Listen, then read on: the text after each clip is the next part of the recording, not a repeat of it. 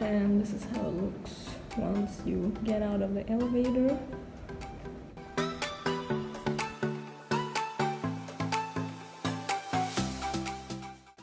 And there's a lot of people because I think a lot of people got rejected from countries. So this is my room. Hey guys, so let me tell you my story about being rejected from the US as a tourist. You saw my vlog before. I was flying to the US and you saw I got into the US Customs and Border Protection Center or room. You could call it as an interrogation center. So they told me they consider me as an immigrant without proper immigrant documentation, and I don't know how they got that, but I will record my conversation with them, the last form that they filed for me, and we'll see if you find me an immigrant or not. So right now I'm in the hotel at Istanbul Airport. It's called Yotel Air, and you see the lighting is very nice here. So let me show you my room tour here. Well, I turned on the lights before I left to show you the tour. So right away you see this bed with nice lighting over here, and the bed can go up and down with this control. So you can make yourself seated and watch TV. And here's the TV. Let's turn it on. Oh, I like that the TV control has this baggie because you know it's COVID. And it has controls like these. You can watch TV, guide, weather, Chromecast, screen share, Bluetooth, and input source. So you can input whatever you want. This is a phone. These are hotel waters. Alright, so right next to the door, there is this little area, like a closet area. So I put my jacket over here. This is a fridge. I don't know if it works or not, but when you open it, it doesn't seem cold inside. So here I just put my stuff, my food from yesterday, antibacterial napkins, headphones, mask, and the key. Just all the necessities. These are the controls for the lights. This turns off the pink light. And this one is for the further light, but you'll see. Oh, and on the other side, it has a mirror. Hi. My airport look, which is nasty. Okay, so here you have outlets of different kinds, but I just use USBs because I don't have any other outlets. Charging my power bank. So you can close this curtain if you just want to see this room with the bed. So here is the mirror and a sink. And you can turn off this light in the mirror, but I like it lit because at home you don't have it, so just enjoy it while you stay. And sink, napkins, soap, but there's no trash here. So over here they have towels, and I opened one bag, but I think they will charge me. We'll see, even though it costs extremely expensive. So I put one towel here after the shower. So here you have a toilet and trash bag, and here you have a shower with soap and shampoo. Here you control the temperature, and here you control which one you want to use, because I have this one and the top one, which is pretty nice. Everything is super clean, so I enjoyed it here. Now this is another area. This is like a closet, has another blanket, hangers to put your clothes on, and I just put my valuables here because I don't want them to be next to the door. And this one, I still did not figure what it is. It's just like a painting, well, not painting, just a panel which has light in it, and I cannot take it out. It's kind of, I think it serves as a window maybe, but I don't like it. I like actual windows, and they don't have actual windows here.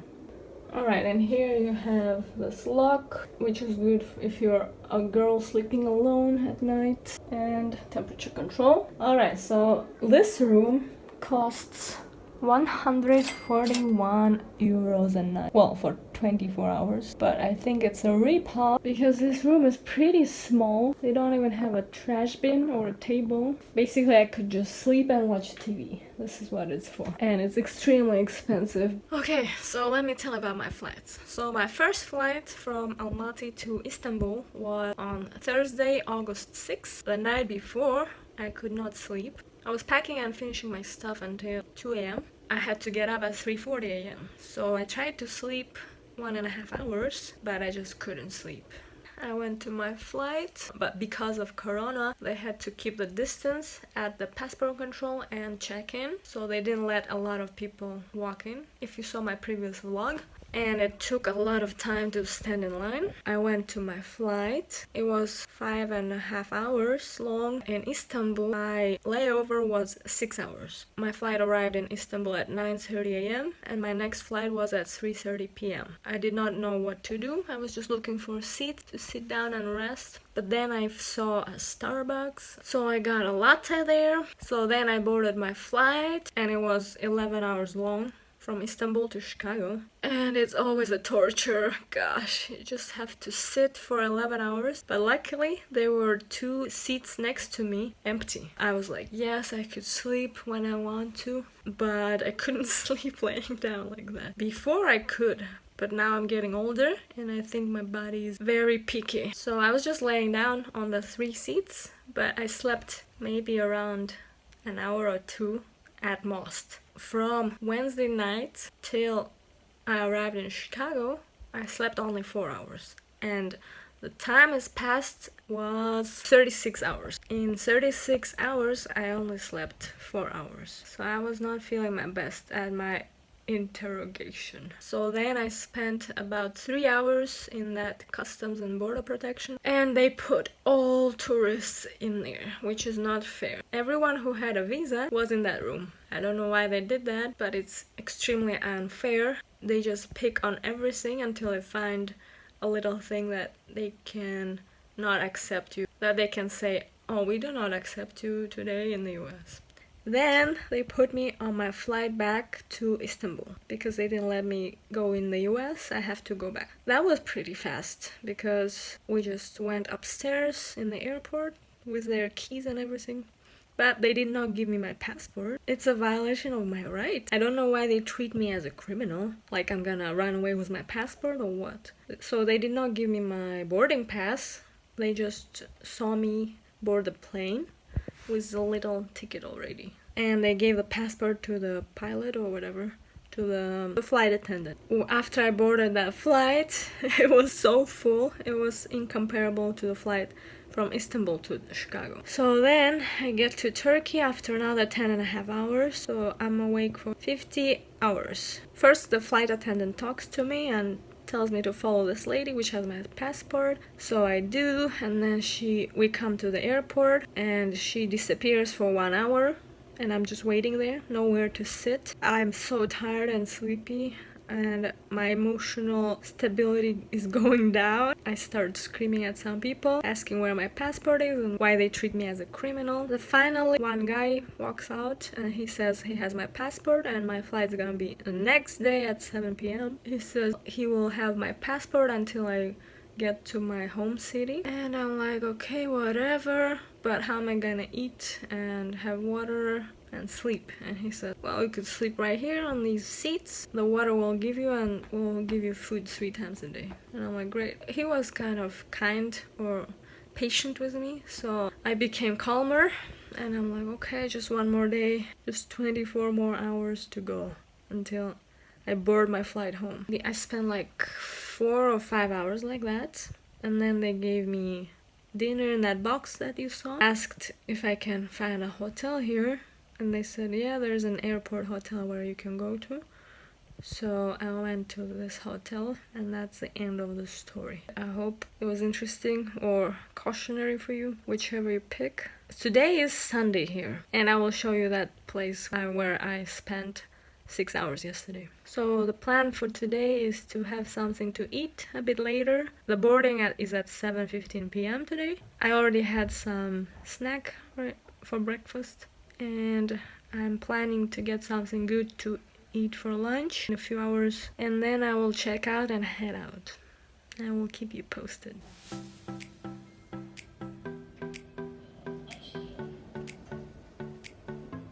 Okay, going to get some food, and the elevator is amazing. And you're right at the airport when you get out of the hotel. So the food court is so empty.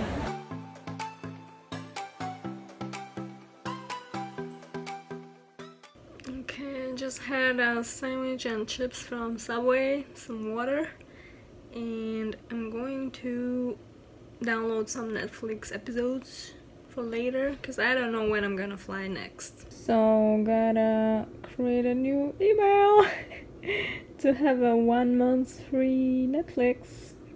Okay, so I'm gonna check my flight from the ticket because I didn't see any flights to Kazakhstan on the board. I'm panicking. Let's check my flight.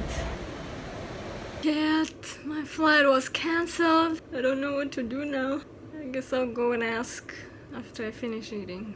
Okay, time is 4:30 Turkish time, and I'm checking out. So I need to go on the other side of international transfer and see. I never went here because I think it's expensive. There were a lot of people checking in today, so a lot of flights were cancelled. So there's a lot of people, and I don't know what they're gonna do with people whose flights were cancelled. They're weird. So they told me our next flight is August 10th, in 2 days. People's flights were cancelled. This is what's happening. A lot of people have passports inside, so that means countries return those people. Like, stupid countries.